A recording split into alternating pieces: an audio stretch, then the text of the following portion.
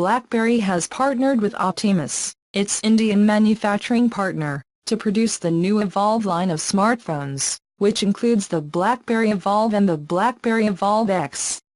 Both phones share high screens with aspect ratios of 18:9, and both also have massive batteries.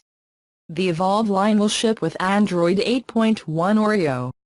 Unlike BlackBerry's latest foray into the market with Qt, the Evolve line will not have a physical QWERTY keyboard. For security reasons, both phones offer fingerprint sensors on the back, along with a facial unlocking feature. Both phones also have 4000 mAh batteries, are charged via USB-C and are compatible with wireless charging.